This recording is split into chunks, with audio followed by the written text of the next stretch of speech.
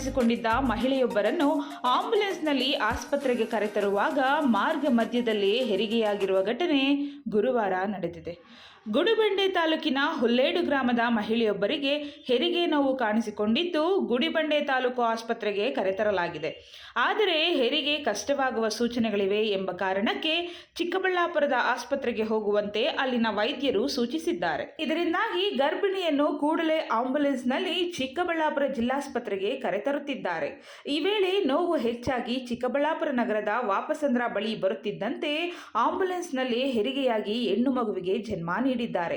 108 ವಾಹನದಲ್ಲಿರುವ ದಾದಿಯರು ಸುರಕ್ಷಿತವಾಗಿ ಹೆರಿಗೆ ಮಾಡಿ ಮಾನವೀಯತೆ ಮೆರೆದಿದ್ದಾರೆ.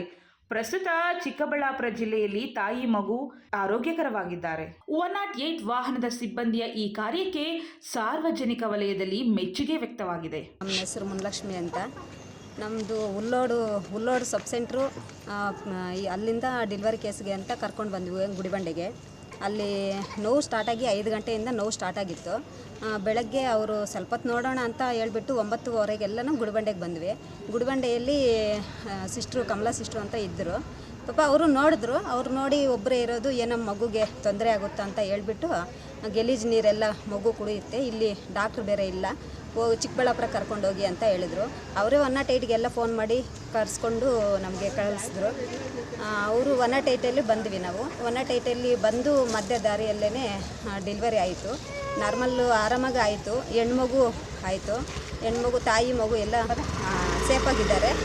ಅದು ಚಿಕ್ಕಬಳ್ಳಾಪುರ ಹಾಸ್ಪಿಟ್ಲಿಗೆ ಬಂದು ಇಲ್ಲಿ ಹಾಸ್ಪಿಟ್ಲಲ್ಲಿ ಅಡ್ಮಿಷನ್ ಮಾಡಿದ್ದೀವಿ. ತಾಯಿ ಮಗು ಚೆನ್ನಾಗಿದ್ದಾರೆ. Venugopal, CTV news, Chikkaballapur.